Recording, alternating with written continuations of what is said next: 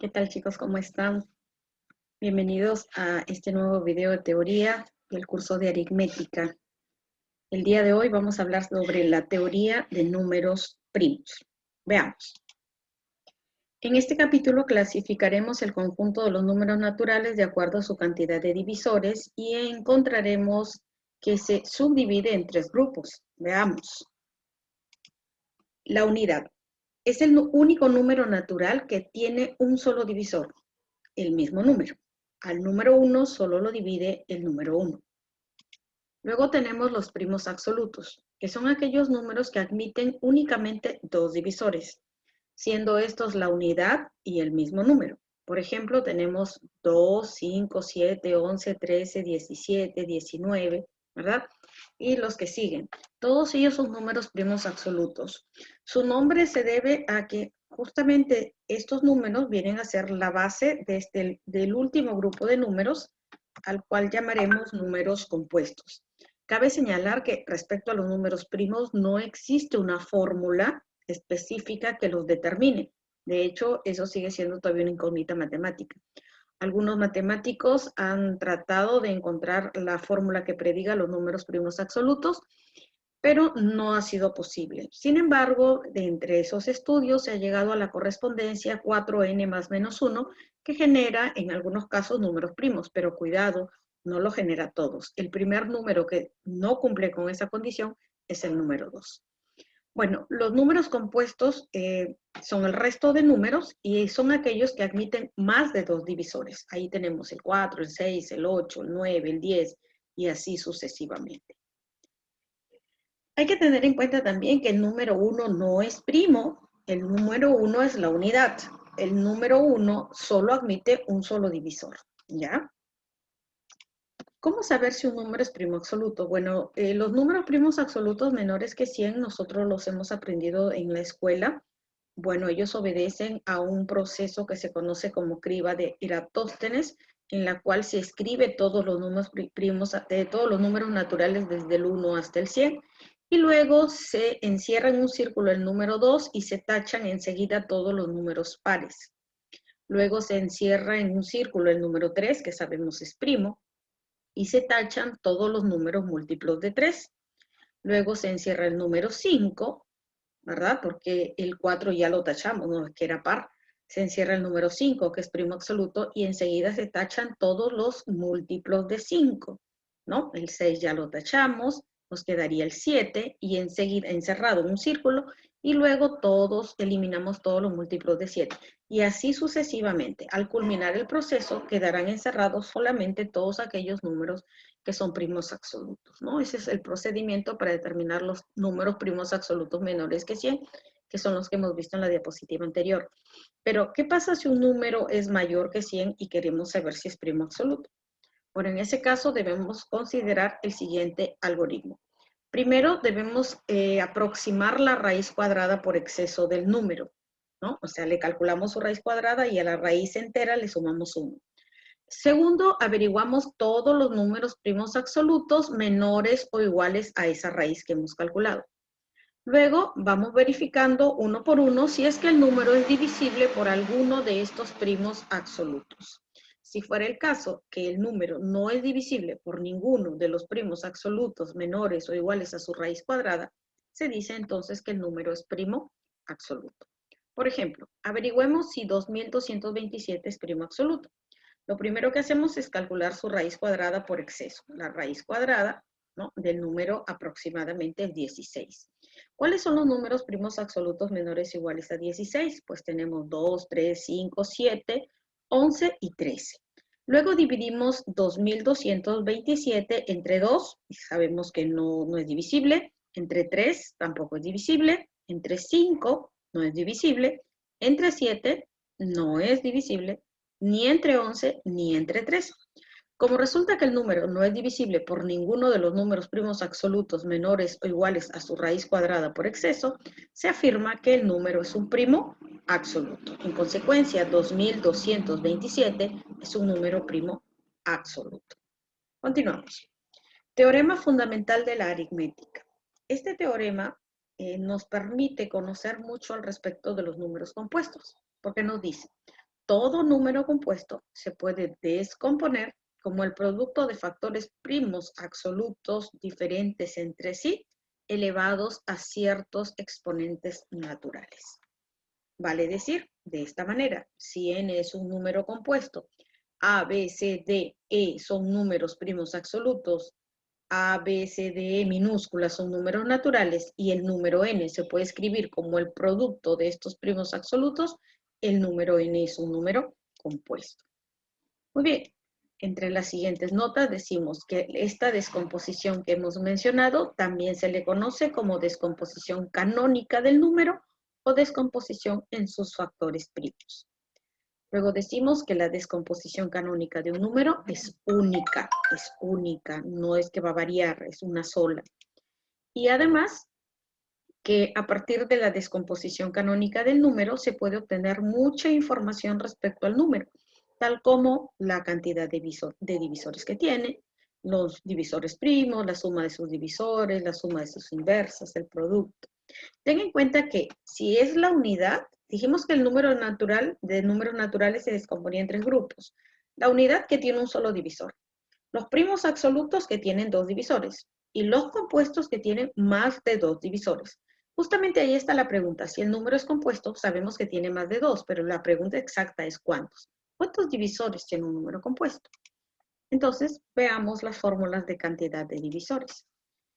Sea un número n cuya descomposición canónica podemos observar aquí. Estamos poniendo una descomposición canónica básica de 3 factores, pero puede ser cualquier número con cualquiera de su descomposición canónica. Si me hacen la pregunta, ¿cuántos divisores tiene el número compuesto? Entonces digo, para calcular la cantidad de divisores del número, lo que voy a hacer es descomponer el número en sus factores primos, que es esta descomposición que tenemos acá, y luego vamos a tomar los exponentes de la descomposición canónica y a cada exponente le vamos a sumar 1 y vamos a multiplicar el resultado. Este producto me da la cantidad de divisores total del número. Y a esta fórmula en adelante le llamaremos fórmula 1. Por ejemplo, ¿cuántos divisores tiene 360? Lo primero que tenemos que hacer es descomponer el 360 en sus factores primos, lo que nos queda 2 al cubo, 3 al cuadrado y 5. A los exponentes 3, 2, 1 le sumamos 1 y los multiplicamos. El producto 24 es la cantidad de divisores de 360. O sea, 360 tiene 24 divisores. Pero a partir de la pregunta ¿cuántos divisores tiene un número? Podemos hacer muchas más preguntas un poco más específicas. Por ejemplo, ¿cuántos divisores compuestos tiene un número compuesto? ¿No? Vale decir que estas preguntas son para números compuestos. Los divisores compuestos de un número son aquellos divisores de este que no son primos absolutos y, por supuesto, tampoco es la unidad. Entonces, si yo tengo un número entero positivo, su cantidad total de divisores siempre será igual a su cantidad de divisores compuestos más su cantidad de divisores primos más el 1. Recuerda que la cantidad de divisores primos se cuenta en la descomposición canónica. ¿Cuántos factores primos hay? Por ejemplo, este número n tiene 1, 2, 3 factores primos, ¿no? Entonces, con esa fórmula nos preguntamos, ¿cuántos divisores compuestos tiene 360? En la diapositiva anterior hemos visto que 360 tiene un total de 24 divisores. De su descomposición canónica podemos observar que 3 de ellos son primos absolutos. Entonces los divisores compuestos serán 24, que es la cantidad total de divisores, menos los divisores primos absolutos, que son 3, menos la unidad. 24 menos 3 menos 1 nos arroja 20. Lo que significa que 360 tiene 20 divisores compuestos. Seguimos preguntando, ¿cuántos divisores pares tiene un número? Si yo tengo un número y este número es par, entonces va a tener divisores pares. También ten en cuenta que si el número es impar, no va a tener divisores pares. En ese caso la respuesta sería 0. Pero supongamos que me dan un número compuesto par y me preguntan cuántos divisores pares tiene ese número. Así que en ese caso, yo voy a descomponer el número en factores primos, voy a ubicar el factor 2, su exponente lo voy a tomar y lo voy a dejar fijo, y al resto de exponentes les voy a aplicar la fórmula 1, es decir, le sumo 1 y los multiplico. Veamos, ¿cuántos divisores pares tiene 360? Sabemos que 360 es 2 al cubo por 3 al cuadrado por 5 a la 1. Aquí está el factor 2, tomo su exponente y lo dejo fijo, ¿no? Lo dejo fijo. Pero a este exponente de acá le sumo 1 y a este exponente de acá le sumo 1. Multiplico y me sale 18. 360 tiene 18 divisores pares. ¿Cuántos divisores impares tiene el número? Bueno, podríamos usar un truco con los conocimientos que ya hemos ido adquiriendo. Puedo ver cuántos divisores tiene en total, cuántos divisores son pares y lo resto y me salen los divisores impares. Pero también puedo descomponer el número en factores primos, buscar el factor 2, eliminarlo, el factor 2, y al resto de factores aplicarle la fórmula 1, es decir, tomar los exponentes, sumarles 1, multiplicarlos. Vale decir que si el número es impar, todos sus divisores son impares. Por ejemplo, ¿cuántos divisores impares tiene 360? Su descomposición canónica, el factor 2 lo eliminamos, este no lo consideramos y solamente nos concentramos en el resto. A este exponente le sumamos 1, a este exponente le sumamos 1. ¿Cuántos divisores impares tiene 360? 6 divisores impares. ¿Cuántos divisores múltiplos de un n tiene un número compuesto? ¿Cómo así? Lo explicamos mejor con un ejemplo. Supongamos que me preguntan, ¿cuántos divisores múltiplos de 12 tiene el 360? Para que podamos hacer esta pregunta, este número pequeño debe ser divisor de 360. De lo contrario, no sería posible. Primero lo que vamos a hacer es descomponer cada uno de los números. Los descomponemos canónicamente. Acá tenemos. Luego vamos a dividir el número 360 entre el múltiplo que me están preguntando. Como me dicen divisores de 360 que son múltiplos de 12, divido 360 entre 12 en un formato en el que el 12 lo saco como factor, ¿no? Y me queda este cociente. A este cociente, ¿no? A la descomposición canónica que está en el paréntesis, le aplico la fórmula 1, es decir, a este exponente le sumo 1 y a este exponente le sumo 1. El resultado es que los divisores múltiplos de 12 de 360 son 4. Continuamos. ¿Cuántos divisores no múltiplos de un n tienen un número compuesto? Ahora es lo contrario. Para eso necesitamos saber dos datos. ¿Cuántos divisores tiene en total el número? Y cuántos divisores múltiplos de n tiene el número. Eso lo hemos visto en la diapositiva anterior. Por ejemplo, ¿cuántos divisores no múltiplos de 12 tiene 360? En la primera diapositiva de cantidad de divisores vimos que 360 tenía 24 divisores. Y en la anterior diapositiva hemos visto que 360 tiene 4 divisores múltiplos de 12. Como me preguntan cuántos divisores no son múltiplos de 12, deberé restar 24 menos 4. Eso es 20. 360 tiene 20 divisores que no son múltiplos de 12. Bueno, seguimos con cantidad de divisores. ¿Cuántos divisores P si con M tiene un número compuesto? Esa es otra pregunta. Para calcular los divisores de n, que son primos entre sí con m, se descompone canónicamente ambos números. Luego se elimina en n, en el número que me pregunta la cantidad de divisores, todos los factores que tenga comunes con m. Y a los factores que quedan, que sobran o los que resultan, se les aplica la fórmula 1. Por ejemplo, ¿cuántos divisores de 360 son primos con 140? Aquí sí hay una independencia entre estos dos números, ¿no? 360 y 140 pueden tener factores en común como que no pueden. Entonces, descompongo el 360 en factores, descompongo el 140 en factores. Al 360, que es el número del que me están preguntando la cantidad de divisores, le elimino los factores que tenga en común con 140 y tiene en común el factor 2 y también el factor 5. Por lo tanto, el cociente resultante es 3 al cuadrado.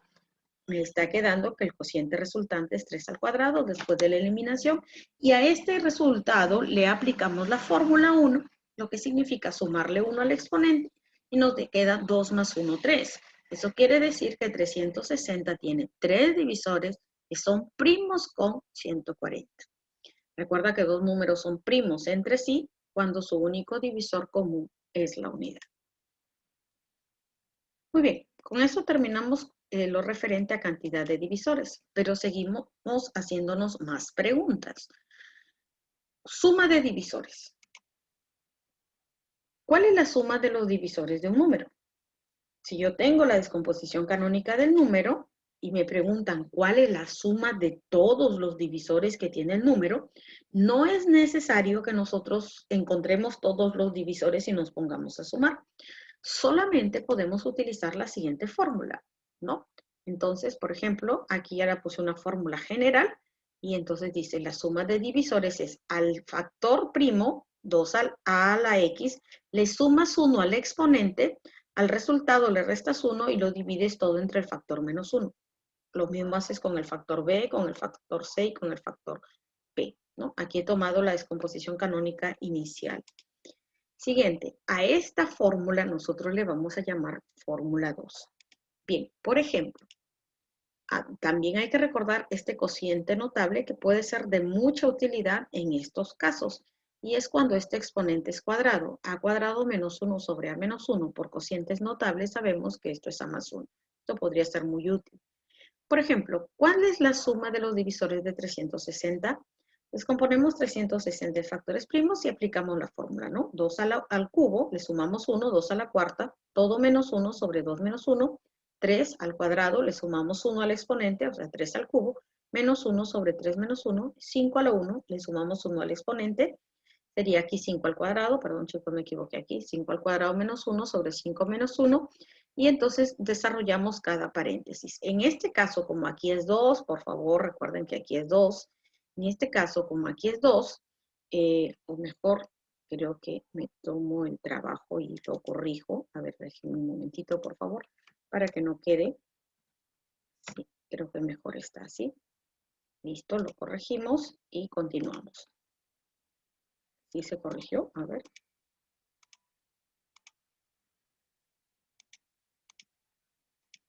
Uy, no se corrigió, ¿por qué?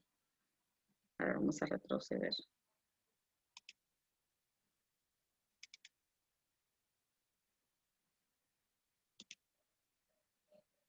Bueno, la corrección está hecha, pero no la admite.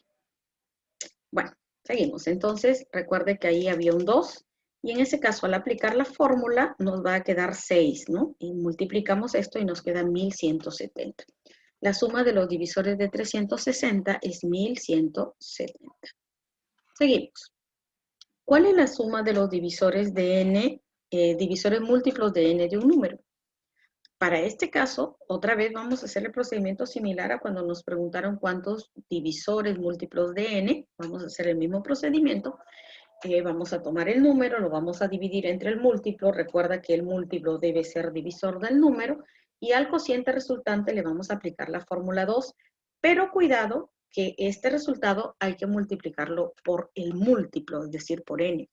Por ejemplo, ¿cuál es la suma de los divisores de 360 que son múltiplos de 10? Entonces, a 360 lo descompongo, a 10 lo descompongo y divido 360 entre 10. Aquí está la división. Este es el cociente. A este cociente le aplico la fórmula de suma de divisores, que ya la hemos visto. Acá está. Aplicamos la fórmula de suma de divisores, pero al producto resultante lo multiplico por el factor 10. Entonces acá lo multiplico por 10 y de allí resulta que 360 tiene que la suma de los divisores de 360, que son múltiplos de 10, es 910. ¿Cuánto suman los divisores de un número que son primos entre sí con m? Primos entre sí. La misma historia. Tomamos el número n, tomamos el número m, los descomponemos canónicamente a ambos. Enseguida, los factores de n que sean comunes con m los eliminamos y a lo que sobre le aplicamos la fórmula 2. De esa manera sabremos cuánto suman los divisores múltiplos de un n para un número. Por ejemplo, ¿cuánto suman los divisores de 360 que son primos con 140? Descomponemos el 360, descomponemos el 140. Los factores comunes de 360 con 140 los eliminamos y nos quedamos solo con 3 al cuadrado. A este 3 al cuadrado le aplicamos la fórmula de suma de divisores. Nos va a quedar 3 al cubo menos 1 sobre 3 menos 1, que es 13. Y tenemos pues la respuesta, ¿no?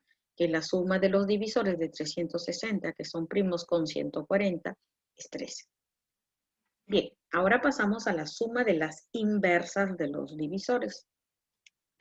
En la suma de las inversas de los divisores diremos, para calcular la suma de las inversas de los divisores de un número, que básicamente es encontrar todos los divisores del número, a cada uno de ellos invertirlos. Por ejemplo, los divisores de 6 son 1, 2, 3, 6.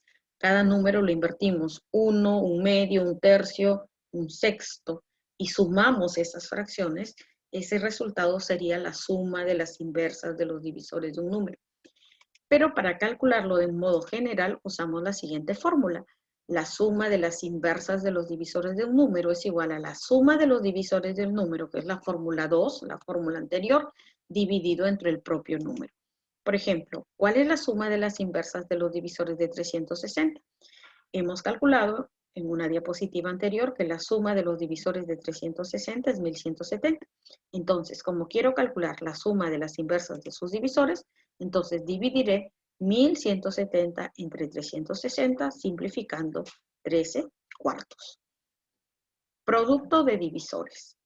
El producto de los divisores de un número también se calcula a través de una fórmula. Si yo quiero calcular el producto de los divisores de un número, significa que tomo todos los divisores, por ejemplo, los divisores de 6, 1, 2, 3, 6, y los multiplico. Multiplico y ese sería el producto de los divisores del número. Con 6 es fácil, pero si es un número bastante alto, aplicamos fórmula. Y la fórmula me dice que el producto de los divisores de un número es igual a la raíz cuadrada del número elevado a su cantidad de divisores. Por ejemplo, ¿cuál es el producto de los divisores de 360? Sabemos que 360 tiene 24 divisores, eso lo hemos calculado previamente. Entonces, de ahí queda que el producto de los divisores de 360 es la raíz cuadrada de 360 elevado a la 24, que simplificado es 360 a la 12. Obviamente, este es un valor que queda indicado por ser demasiado grande, ¿no? O también puedes aplicarle descomposición canónica a esta potencia, y bueno, esa sería su forma más básica.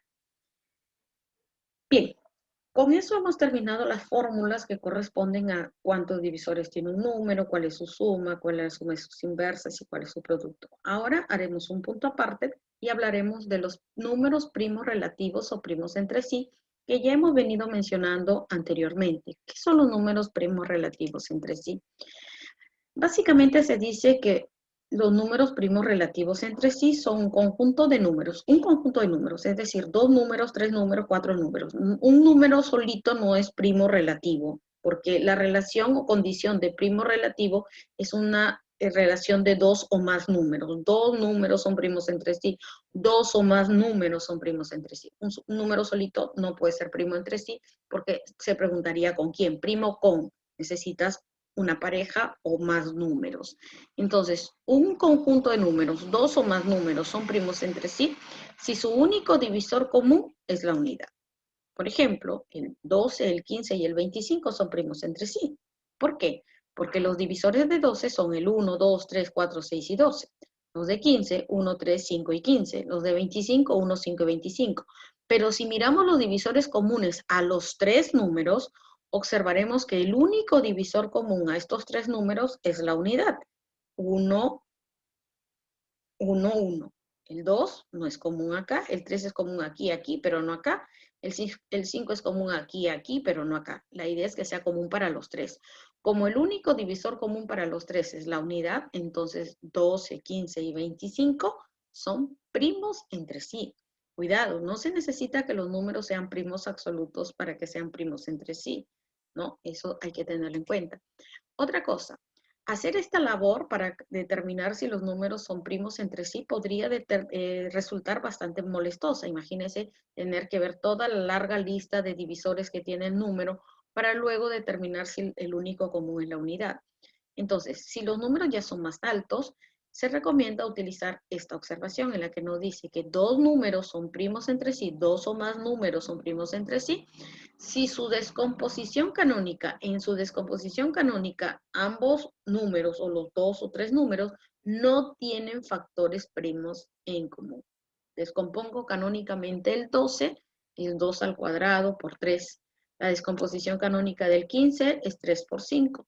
Y la descomposición canónica del 25 es 5 al cuadrado. Observe que entre 2 al cuadrado por 3, 3 por 5 y 5 al cuadrado no hay factores primos en común, es decir, un factor primo que tenga los 3 números. No hay. Por esa razón los números son primos entre sí. Con la idea de los factores primos entre sí, también hablamos del indicador de Euler. Esta es una función que se aplica más allá de la teoría de números primos en la teoría de fracciones, donde nos dice que el indicador de Euler nos va a permitir saber cuántos números menores que un X natural son primos con ese X natural. Por ejemplo, cuántos números menores que 12 son primos con 12. Es fácil, ¿no? Porque miramos, a ver, números menores que 12 son del 1 al 11, pero que sean primos con 12. El 1 con el 12 son primos. El 1 es primo con todos los números. ¿El 2 es primo con 12? No. ¿El 3 es primo con 12? No. ¿El 4 es primo con 12? No. ¿El 5 es primo con 12? Sí. ¿El 6? No. ¿El 7? Sí. Vamos 3.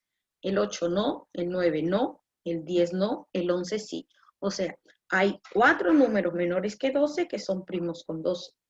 Bueno, está fácil saber para 12, pero si el número es 1000, 1.000.000, 5.000.000, 3.000.000.000, entonces, ¿cómo hacemos allí? No, la teoría nos dice que se trabaja la siguiente fórmula. Si yo tengo que X pertenece a los naturales y esta es su descomposición canónica, si yo quiero saber cuántos números menores que X son primos con X, aplico la fórmula de indicador de Euler, en la que me dice al factor primo, réstale 1 al exponente y multiplícalo por el factor primo menos 1. Haz lo mismo con todos los factores de la descomposición canónica. Este producto te arroja la cantidad de números menores que X que son primos con X. Esta es la fórmula del indicador o función de Euler. Muy bien, veamos otros conceptos. Estos otros conceptos que ya la última parte son unos conceptos un poco anecdóticos, algunas curiosidades de la parte de la matemática, teniendo en cuenta sus números primos o sus divisores. Por ejemplo, los números amigos. Dentro del ámbito de la matemática existe una amistad matemática entre algunos números. Esta amistad matemática se establece siempre y cuando se cumple la siguiente condición. Se dice, sean A y B dos números, naturales por supuesto. Si se cumple que A es igual a la suma de los divisores propios de B y que B es igual a la suma de los divisores propios de A, se dice que los números A y B son amigos. Hay que tener en cuenta que los divisores propios de un número son todos sus divisores excepto el mismo número. Recuerda que hay una propiedad que dice que todo número es divisor de sí mismo, pero acá me dice que los divisores propios son todos los divisores excepto el mismo número. Eso se llaman divisores propios. Entonces, dos números son amigos si uno es igual a la suma de divisores propios del otro y viceversa. Es muy difícil encontrar esta dupla de números. Les voy a poner un ejemplo. A ver, ustedes traten de buscar otra pareja. Consideremos los números 220 y 284. Estos números son amigos. ¿Por qué? Porque los divisores propios de 220 son 1, 2, 4, 5, 10, 11, 20, 22, 44, 55 y 110. Sume estos números y le va a salir 284. Por otro lado, 284 tiene como divisores propios el 1, 2, 4, 71 y 142. Sume usted estos números y le va a salir 220. Como verá, 220 es igual a la suma de los divisores propios de 284 y a su vez 284 es igual a la suma de los divisores propios de 220. Bueno, ahí lo tiene, números amigos. Y más, otras curiosidades matemáticas. Los números defectuosos. Cuando un número es defectuoso. Decimos que un número es defectuoso cuando es menor que la suma de sus divisores propios. Por ejemplo, el 12 es un número defectuoso, porque si calculamos los divisores propios de 12, tenemos 1, 2, 3, 4 y 6. Esos son los divisores de 12. Si lo sumamos, notamos que 12 es menor que la suma de estos divisores, ¿no? Esta suma es igual, a ver cuánto es igual, 10, 13, 16, ¿no? 12 es menor que 16, 12 es menor que la suma de sus divisores propios. También están los números abundantes. ¿Y cuándo los números son abundantes? Bueno, cuando son mayores que la suma de sus divisores propios. Por ejemplo, el 8. El 8 es un número abundante. ¿Por qué? Porque sus divisores propios son 1, 2 y 4. Si sumamos 1, 2 y 4 apenas si nos da 7. Y 8 es mayor que 7. entonces 8 es un número abundante. Pero si hay números defectuosos que son menores que la suma de sus divisores propios y hay números abundantes que son mayores que la suma de sus divisores propios, ¿cómo se llamarán a los números que sean iguales a la suma de sus divisores propios? ¿Existirá? Pues sí, se llaman números perfectos. Los números perfectos son todos aquellos números que son iguales a la suma de sus divisores propios. También se dice que son iguales a la mitad de la suma de sus divisores. Claro, si yo ya digo suma de divisores, estoy tomando los divisores propios y el mismo número. Entonces, el número es igual a la mitad de la suma de sus divisores. En este caso, 6 es un claro ejemplo de número perfecto, porque los divisores de 6 son 1, 2 y 3. Si sumamos 1, 2 y 3 nos da 6. Es el mismo número. El número es igual a la suma de sus divisores propios. El 6 es perfecto, el 28 también es perfecto. Curiosamente, se ha llegado a la conclusión que los números perfectos son pares, ¿verdad? Y que cumplen la siguiente fórmula. Si un número es perfecto, va a ser de la forma 2 a la n multiplicado por el factor 2 a la n más 1, todo menos 1, siempre y cuando este último factor sea primo absoluto. Por ejemplo, el 6 es 2 por 3, ¿no? 2 a la 1, y el 3 se puede escribir como 2 al cuadrado, 2 a la 1 más 1, 2 al cuadrado menos 1, 2 al cuadrado 4 menos 1, 3. Y 3 es un factor primo absoluto. Entonces, el 6 es número perfecto. Les dije también el 28. 28 es 2 al cuadrado por 7. 2 al cuadrado, o sea que la n minúscula vale 2. El factor 7 es de la forma 2 al cubo menos 1. 2 al cubo 8 menos 1, 7. Y 7 es un número primo absoluto. Y así usted puede ir eh, evaluando los números perfectos, ¿ok? Bueno, eso ha sido todo por hoy. Espero que esta teoría sea de su utilidad y recuerde que en las clases estamos atentos a cualquier duda para poderle ayudar. Muchas gracias, chicos. Cuídense mucho. Nos vemos en clase. Hasta luego.